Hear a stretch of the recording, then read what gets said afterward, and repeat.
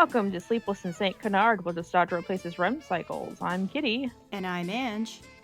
We haven't slept in 30 years.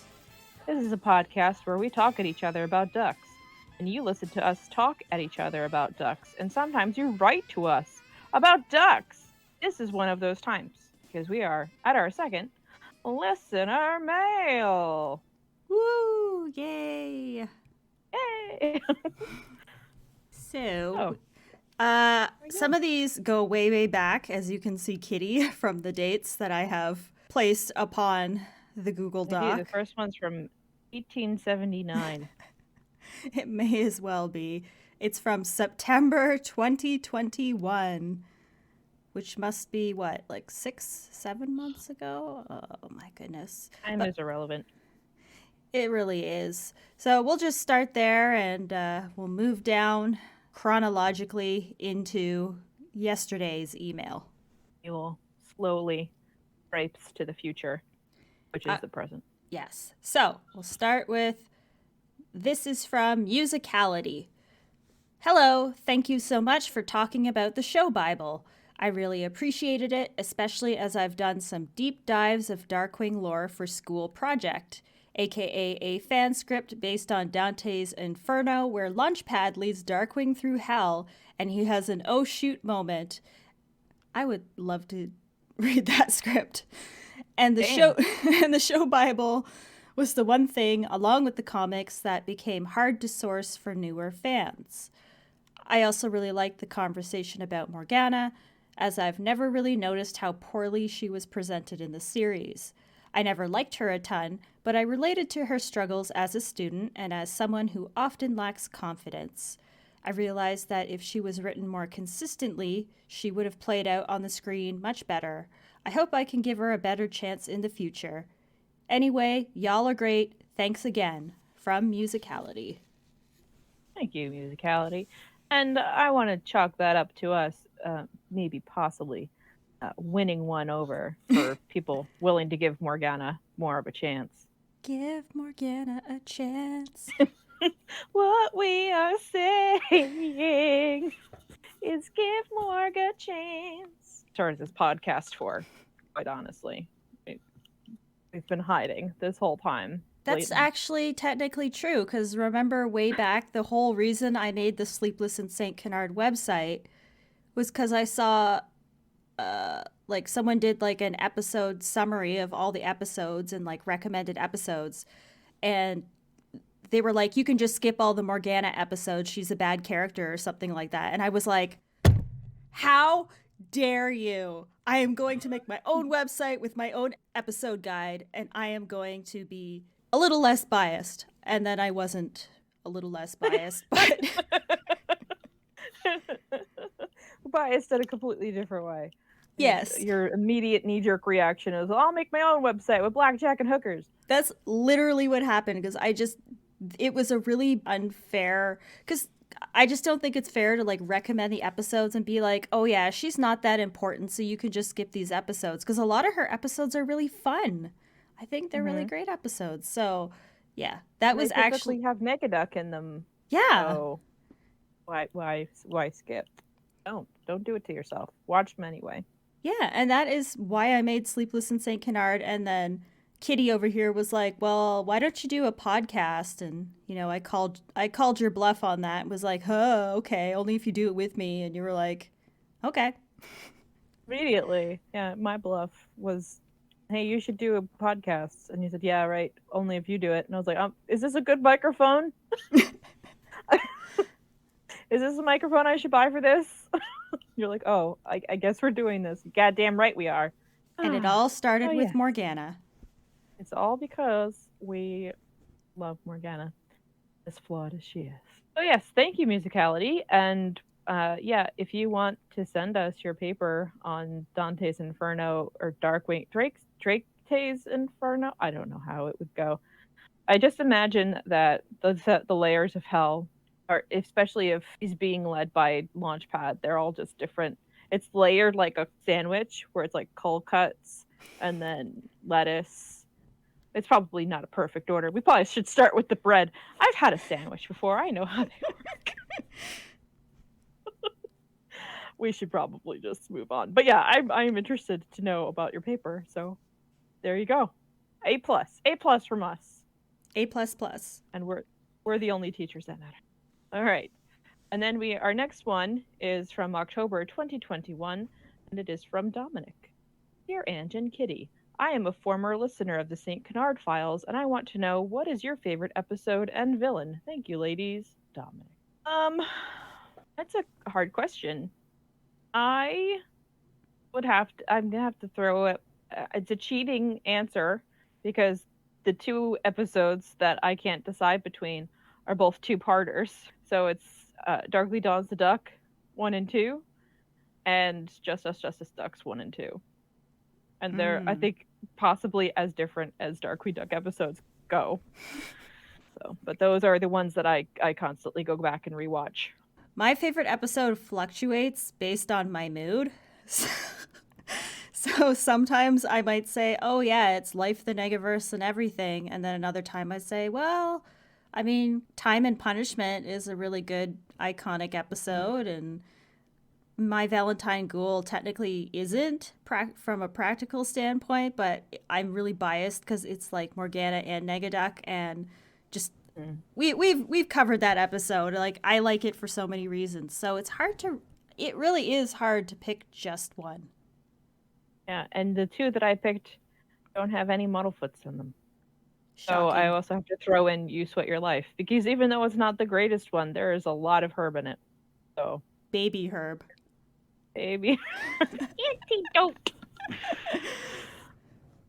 Yeah. And then villain, I don't know. It's really a toss-up. Negaduck is fantastic. He really, just every single time, he's spectacular. And same thing with Megavolt. They're my top two. I can't decide which one I like best. Shock of like all shocks. Negaduck is definitely my favorite, but I agree with you that Megavolt is probably second because he's so funny and he's written well. Consistently funny. Yeah. And, Dan Castellaneta just does a really great job with him. And yeah, like I don't think there's a Megavolt episode that I dislike. So. Yeah. He's great. He's fantastic. Cracks me up. And he's in the same category as Jim Cummings as far as some of the things that they say might not be that funny, but the delivery just nails it. It just knocks it out of the park. And just the way that their performance carries over. And it's like you just feel it. It's good. I don't know. They're fantastic. A+. We're giving out a lot of grades for the best teachers this episode. Yeah. I mean, there's other good villains too, but those are my favorite. And the Liquidator is fantastic. A great idea, like, pulled off so well. But I don't think he really doesn't get much airtime. So, there we go. Thank you, Dominic, for sending that in. Always, I love discussing like favorite stuff. So. Yeah, and welcome, even though this was back in October. I hope you're still around. Okay, our next email is from our lovely friend Nems. And Nems says, "Hi there, lovely hosts I've never met before. I am a complete stranger who loves your Sleepless in St. Canard podcast." This is just her, like, wearing a trench coat and, like, a Groucho Marx nose. Yes. I have to make you aware, though, that there is a real and very true evidence that Kitty is not telling the truth about something, and I would like you to answer for this terrible deception. There is never unadulterated audio clip attached.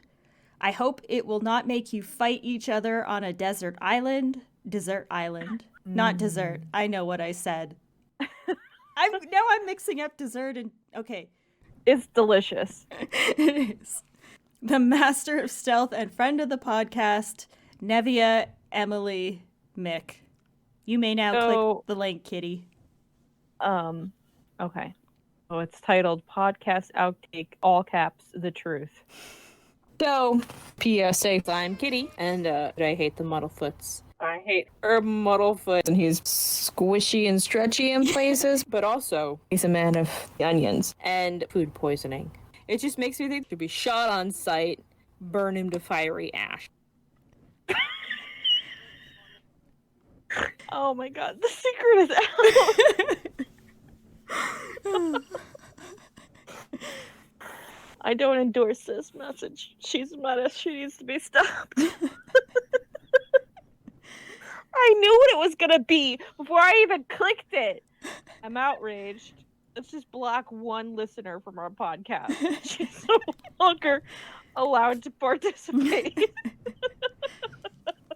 I would just like to go on record and apologize for some things I very obviously said in perfect context. That I apologize to the Muddlefoot family, Muddlefeets, and extended onions, and I'm trying to do better. Well, we appreciate it. I hope you never burn them into fiery ash. I hope I never shoot them on sight. Oh my goodness. She sent me that like 2 months ago, and I've been sitting on that. I can't wait for Kitty to hear this, but we need to come up with a time and a place to do it, so listener mail. Monster. That's why she couldn't use her real name in that. And then I went and called her out anyways at the very beginning. My god, who could have done this?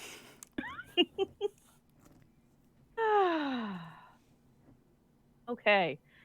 Well, we've spent enough time on the airing of my dirty laundry. Let's move on to our next email here. Alrighty, so this next one is from Right is Rainy. Again, dear Anj and Kitty, you don't have to read this email on the podcast, although I have no objections if you want to.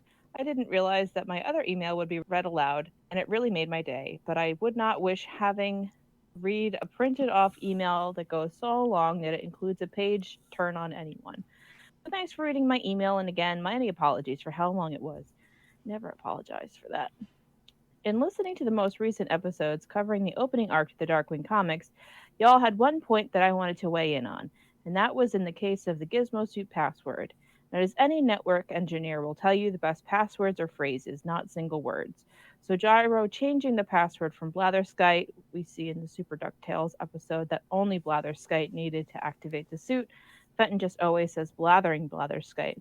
That is true. That is a good observation. The passphrase keying gear makes all kinds of sense, and although plot convenienced as being Goslin's catchphrase, did succeed in keeping Bulba from being able to harness the suit, as his assumption was that he only needed to say one word. Although I've never read the comics, this opening arc has really an excellent dub adaptation, and I would still recommend Kitty to watch it, and there's a link. I missed a lot of the holes that you both pointed out, and while the story certainly isn't perfect, the love and effort in the acting and editing kind of makes up for where the writing got thin, and it's a good watch if you're interested. I could say more, but I'd rather this not turn into another enormous email, and I could talk about just anything with these ducks. I don't want to intrude or interrupt the comic arc. Please do. But if you were still interested in having guests appear on the podcast, I'll volunteer as tribute. If you're not looking for guests, A-OK, you're doing amazing. Keep on being awesome. Right as Rainy, Tumblr. Yes. We have at least one on deck, but at least in my case, bringing up the IQ of the podcast a little bit. We need a third sometime to offset the raging hatred of the Muddlefoots that I give off sometimes.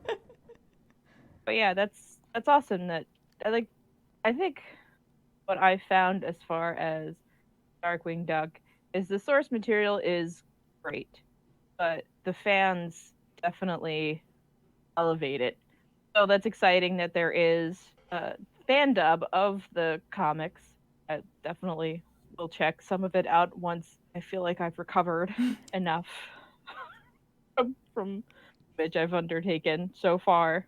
But I don't know if they can do as good of voices as Anj does. Oh, God. I will include a link to the fan dub that Rainey sent us as well in the description in case anyone else wants to have a listen. I think I've listened to this or at least heard part of it in the past. I think when it was still fairly new and they had only done maybe an issue or so. But that was a long time ago, so. Yeah, it's apparently by Hype Voice Acting, if you want to find it for yourselves on YouTube. Thank you, Rainey, for Yeah, another thank you, email. Rainey. Although I was like, should I couldn't decide. I was like, should we put this in the podcast? If they're like, you don't have to put it in the podcast. And I was like, actually, we don't get enough reader mail, so we need to, just put in all the emails we get. It was a good one. I wouldn't have thought of the multiple phrase password thing on my own. But yeah, my password at work currently is a sentence. So I understand that. And you don't even know how many times I have to backspace and rethink about what I'm typing. So that would have really, really taken Taurus Bulba a really long time to have Honker sit there and say every single word in the dictionary in multiple different ways. It's a perfect plan. We have one more email from our dear friend Libri, who sent it, I think it was just yesterday or the day before. And it says, "Hallo, wie geht's?" Which I looked up and it was German for what's up. Oh, Kiki Yeah. Urkel. I'm really enjoying your podcast. For some reason, it didn't occur to me that you're covering the comics, and that's very neat. I don't know why I find that so funny. We've just been suffering through the comics, and she's like, oh, this didn't happen in the cartoon. Perfect. I love the insights. I love Anj trying to explain just how wild all of it is. Do you guys think you'll ever look at the old Darkwing Duck comics as well? Also, there's been a video game made on Darkwing already for the NES. If the property gets revived for a video game treatment in this day and age, what is your perfect Darkwing Duck video game? Can't wait to hear more. Keep up. You guys are doing amazing. Thank you. I have played the NES Darkwing, but I only played it on a ROM, which I feel like is the kindest way to play it. Because it, as most Nintendo games were, is abysmally hard. Ridiculous. But if you can save it on a ROM and then reload after, Quackerjack throws you off a building, that's a lot better. As a video game, though, I don't know. I feel like there would probably be some kind of like in-game social media popularity meter that you would have to, or at least try to raise up as Darkwing. Be like, oh, the St. Canardians didn't like that or whatever. But I don't know. What do you think? I have so many thoughts. I have thought about this for a long time. Kitty, you're familiar with the Sly Cooper series. Oh, I love the Sly Cooper games, yes. So I always really liked the mechanics from that, especially the second and the third, where he, it's kind of open, where he gets to run around, but then there's different levels and areas that have, tasks that he has to do.